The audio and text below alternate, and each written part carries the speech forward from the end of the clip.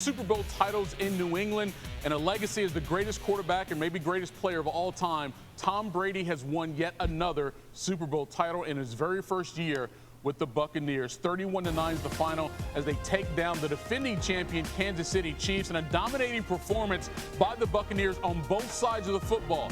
Offensively with Brady, we'll talk about him, but also the defense be able to hold the Chiefs to just 9 points, one of the more potent offenses we've had in the league in the last several years. To get a little deeper into this, we bring in Tim Hasselbeck. And Tim, I want to dive into the X's and O's of this game and how it got to 31-9 and things of that nature. But because it is Tom Brady and because of what he accomplished in his very first year in Tampa, a team that hadn't sniffed the playoffs in quite some time, at least a legitimate chance of winning a title, here he is now. 7 championships. That's more than any other franchise in the NFL. The Steelers and the Patriots each have 6, Tim. Now Brady has 7. As you sit back and sort of absorb this, what comes to your mind?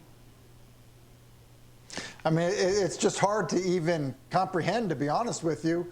When you think about just what he's accomplished, how he came into the league, how he took over New England, to have the success in New England and the debate about whether or not it was the coach or the player, and then to do it in the year that was this year, which started with throwing and working out at local high schools and getting run off the field to get to this point. It's incredible, Michael. I mean, in some ways, there aren't really words to describe what he's accomplished.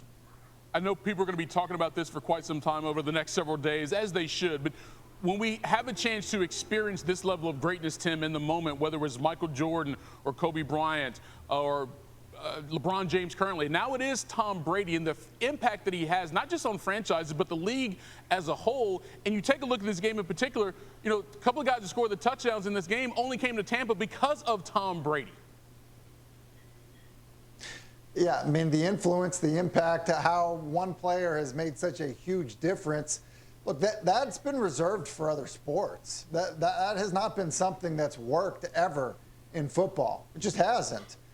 So I think when you look at what has been done this year in Tampa Bay with Brady, and as you say, Michael, the influence on other players, obviously a guy that caught 2 touchdown passes tonight in Rob Gronkowski, we've never seen it. And we've seen people try to do things like this, but it's never had this type of result at the end. Let's talk a little about him specifically in this game, Tim, because if you look at his performance in the box score, I mean, this was efficient. 21 for 29, 201 yards, and those 3 touchdowns. From an X's and O standpoint tonight, what did you see in Tom's game? I think the big thing is that he was seeing it perfectly. What I mean by that was, a lot of times at the line of scrimmage, they would have packaged plays. You hear him alert to something else. The thing that Kansas City gave people a hard time with this season was their zone blitz pressures. They'd find a way to attack your pass protection and get home to the quarterback. Well, Brady did such a good job pre-snap of seeing it and getting to the right plays and getting the ball out on time that I just felt like he was kind of a step ahead of defensive coordinator Steve Spagnuolo for the Kansas City Chiefs. I mean, I think that was really probably the thing that stuck out to me the most. And so you described it as efficient, and I think the reason it was efficient is he was able to basically have the answer before the question was ever asked.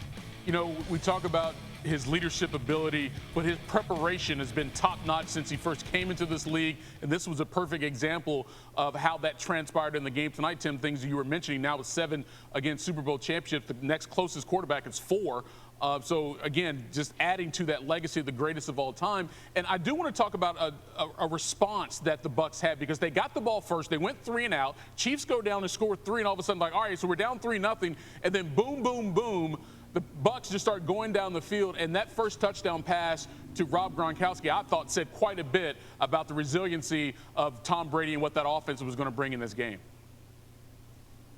Yeah, it's a good point by you, Michael. And I think that on that drive, you have to give credit to Byron Leftwich and Bruce Arians for some of the plays that were called. They end up hitting Cameron Brate on a little tight end delay screen, which ended up being a nice, pickup for them. And then you referenced the touchdown pass to Rob Gronkowski.